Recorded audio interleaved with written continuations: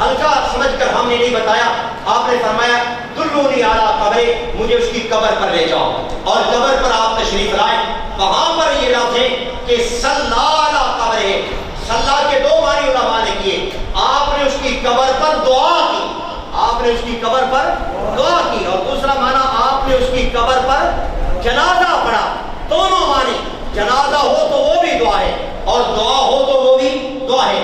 اتنی بات کلیئر ہے کہ پیغمبر خدا صلی اللہ تعالیٰ علیہ وسلم جو قبر پر دعا کرتے تھے، ہاتھ اٹھاتے تھے کہ نہیں، اس کا تذکرہ حدیثوں میں موجود نہیں. بعد والے لوگوں میں موجود ہے، بعض صحابہ سے یہ منقول ہے، اس کے بعد بعض تابعین سے منقول ہے. اتنی بات تک کہ پیغمبر خدا قبر پر تشریف لاتے اور دعا کرتے. یہ بخاری میں موجود.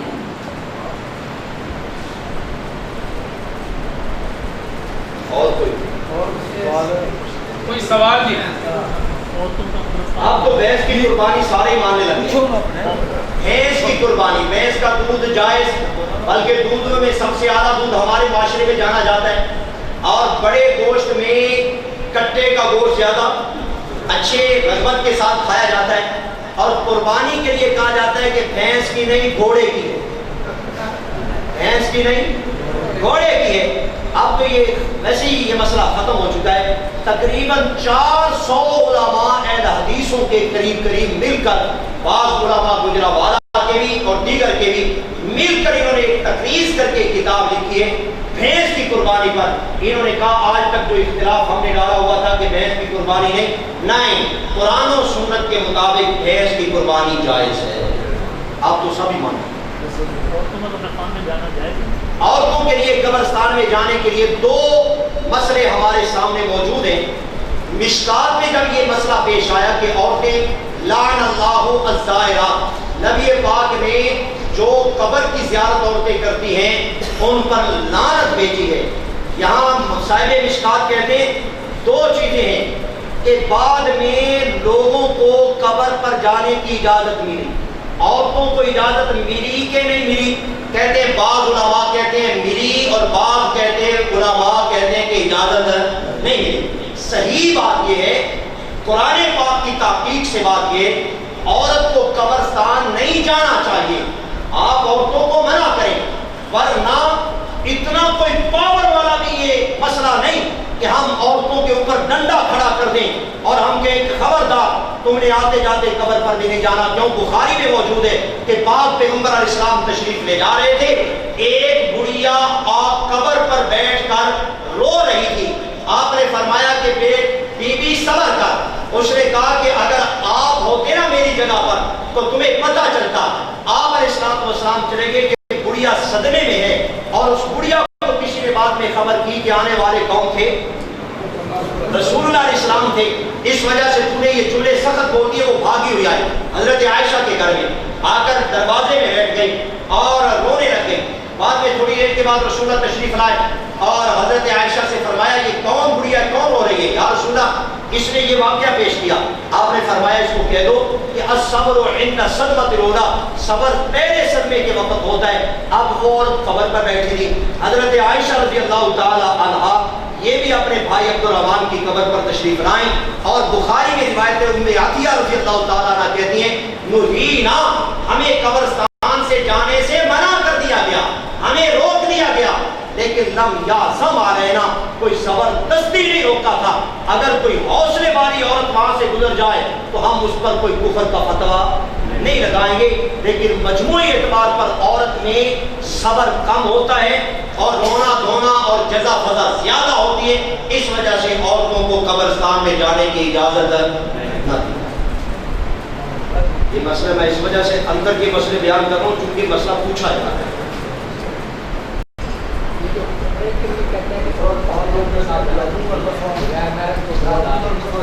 جرابہ میں مسئلہ.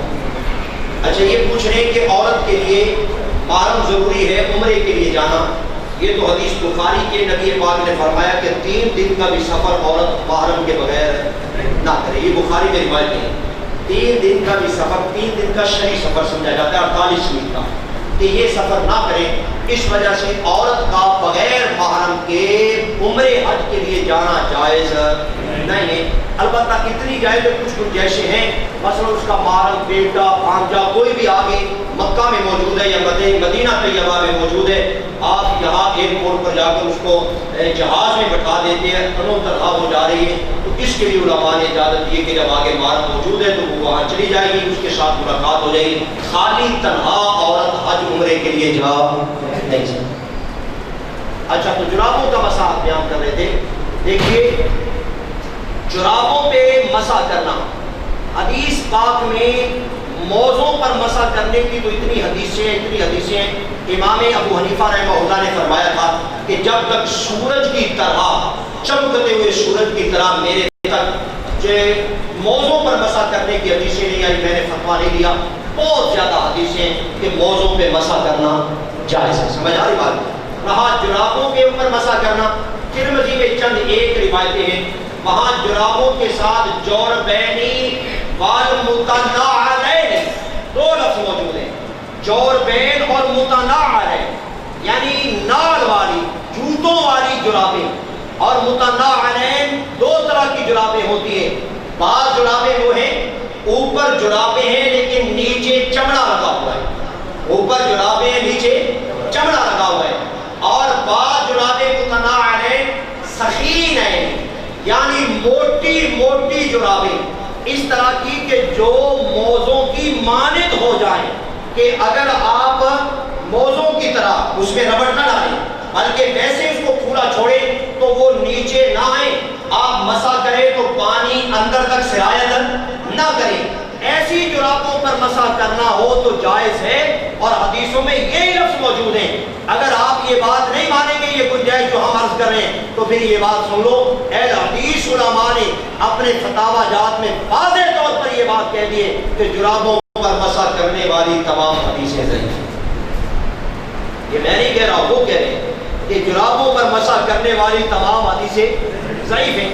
میرا عزیز، جب ایک ہے ہی ضعیف روایت اور ہے ہی اختلافی صورت، اس کو اپنانے کی ضرورت نہیں ہے۔ اس وجہ سے جرابوں پر مسح کرنا ہمارے نزدیک قطعاً جائز نہیں ہے۔ جرابیں بھی وہ جو آج کل پہنی جاتی ہیں، سپری سی جرابیں جو ہم لوگ پہنتے ہیں، اس پر جرابوں پر مسح کرنا قطعاً جائز ہے۔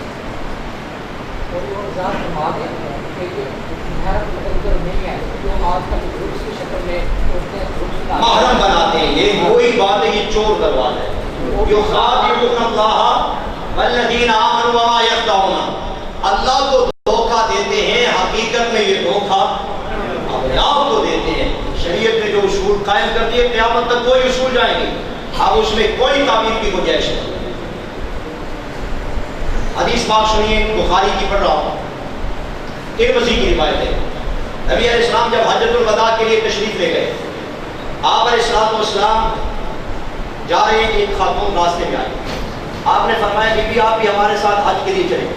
کہنے لگی یا رسول اللہ، میرا خامد اور میرا بیٹا وہ آپ کے ساتھ جا رہے ہیں، میرا خامد اور میرا بیٹا آپ کے ساتھ جا رہے ہیں، گھر میں مجبوری ہے، اس وجہ سے میں گھر میں رہ رہی ہوں، اور آپ نے فرمایا پھر ایسے کرنا، بعد میں تم چلی جانا کسی محرم کے ساتھ، یعنی رمضان المبارک میں چلی جانا۔ اور یہ ترمذی میں روایت ہے، فرمایا بی بی اگر رمضان میں تو عمرہ کرے گی تو ثواب اتنا ہے جیسے تم نے نبی کے ساتھ بھی حج کر لی ہے۔ محرم کے بغیر کوئی گنجائش نہیں، بالکل ایک نہیں کی گنجائش۔ جزاکم اللہ۔ الحمدللہ رب العالمین، والصلاۃ والسلام علی خیر خلقہ محمد وآلہ وصحبہ اجمعین۔ یا اللہ، یہ مدرس قرآن پاک ہوا، اللہ عمل کی توفیق نصیب فرما۔ اللہ ہم نے قرآن و سنت کی باتیں کی ہیں، اللہ ایک ایک بات ہمارے دل و دماغ میں اتار دیں۔ یا اللہ ہمارے دل و دماغ کو قرآن و سنت کی روشنی سے منور فرما۔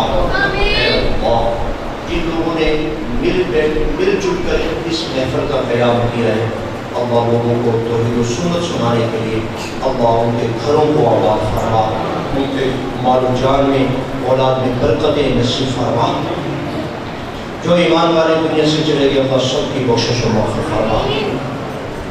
ہم جو موجود ہیں، اللہ ہم سب کا خاتمہ ایمان کامل کو فرما۔ اس محفل سے زندگی پہلے ابھی یعنی جب سے ہم نے مغرب کی نماز پڑھی اور بیٹھے، اللہ اس سے پہلے زندگی کے جتنے چھوٹے بڑے گناہ سارے معاف فرمائے، اور باقی زندگی اللہ اپنی حفاظت میں اور اپنی پناہ میں گزارنے کی توفیق نصیب فرمائے۔ اللہ جتنے بیمار ہیں مسلمان ہمارے اس محفل میں یا کہیں اور گھروں میں ہسپتالوں میں سب کو شفا عطا فرما، یا اللہ سب پریشان حالات میں کی پریشانیاں دور فرما، غم زدوں کے غموں کو دور فرما، تکلیفوں میں مبتلا افراد کے تکلیفیں دور فرما۔ اے اللہ، اے رب العالمین، جو ایمان والے چل بسے اللہ ان کی کوشش و مغفرت فرما۔ یا اللہ، جتنے بھی مسلمان کمزور اللہ کافروں کے ہاتھوں میں پٹ رہے ہیں، اللہ ان کی غائب سے مدد فرما۔ کشمیر کے مسلمانوں کی اللہ مدد فرما۔ یا اللہ ہم سب کو کافروں کی نظروں میں رسوا نہ فرما۔ اللہ ہم تیرے نبی کی امت ہیں، اللہ ہماری معاونت و مدد فرما۔ اللہ ہمارا بھروسہ تجھ پر ہے، ہمارا توکل تجھ پر ہے، ہمارا اعتماد تجھ پر ہے۔ یا اللہ ہم کچھ نہیں کر سکتے، یا اللہ ہم سب کی غائبانہ مدد فرما۔ یا اللہ، جو آپ دعا کے لیے دل و دماغ میں کچھ رکھتے ہیں کہ یہ بھی دعا ہو، یہ بھی دعا ہو، اللہ میری دعا ہے اللہ سب کی جائز دعائیں قبول فرما، اللہ سب کی جائز تمنائیں پوری فرما، اللہ سب کی جائز تمنائیں پوری فرما۔ یا اللہ، شرک و بدعت سے نفرت پیدا فرما۔